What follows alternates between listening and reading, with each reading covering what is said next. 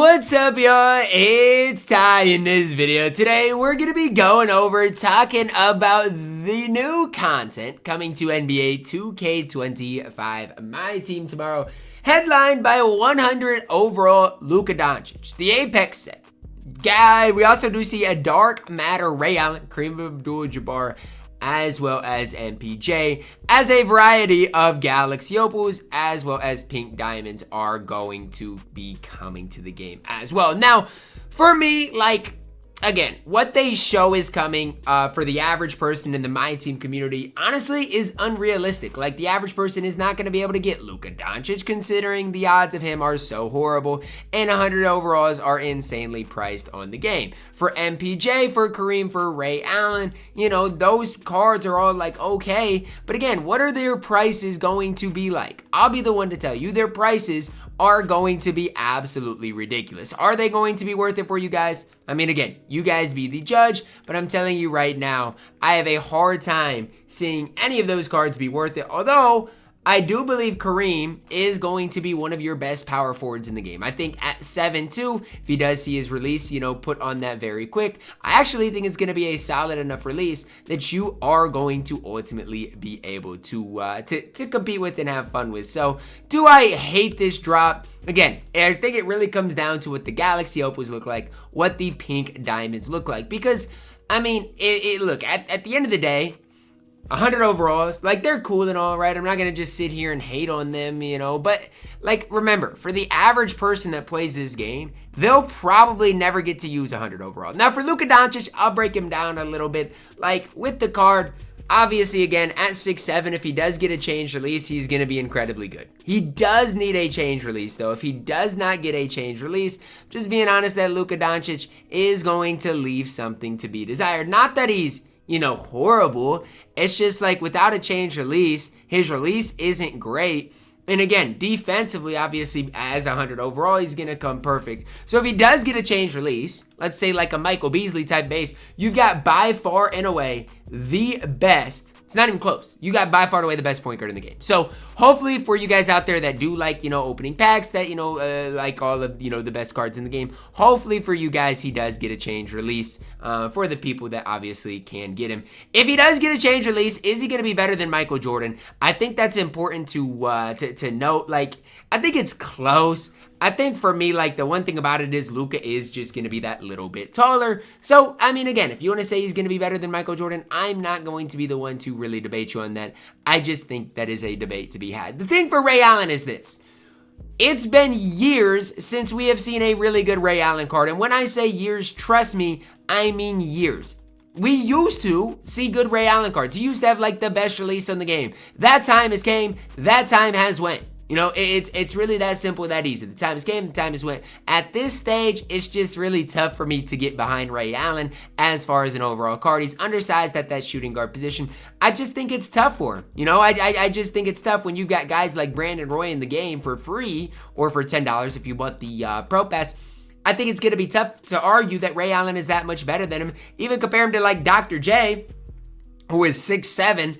It's just a really tough thing to kind of sit here and try to debate. So, again, I wish I could sit up here and say, yeah, Ray Allen's going to have a good card, but I just don't think so. And I think that's the tough part for me with Ray Allen. Now, for Kareem Abdul Jabbar, I've kind of already briefly talked about it. If he sees that release go on, you know, very quick, which I think he will, I think it's going to help the card out a ton. I mean, a lot of people like running the, you know, the oversized, the power forwards anyways, the Wilts, the Goberts of the world. Guess what? You got a new sheriff in town in Kareem Abdul Jabbar. He's 7'2". He's going to come nearly max stats-wise, max badge-wise. And again, if his release does go on very quick, it is going to be quite a bit better than it currently is. Now, with that being said, Kareem obviously is going to be insanely expensive, insanely overpriced.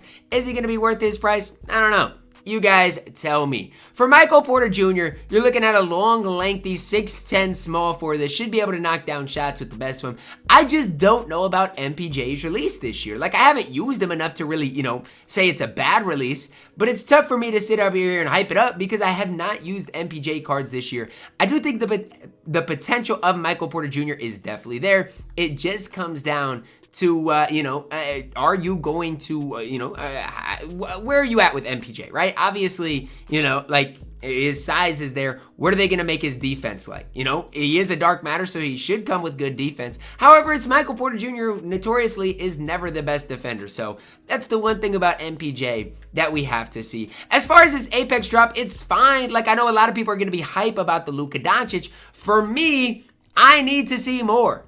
I need to see more because, again, the 100 overalls to me, like, sure, they're cool, whatever. But you're probably not, and again, I'm not hating on you. I'm just saying you're probably ultimately not going to pull those cards.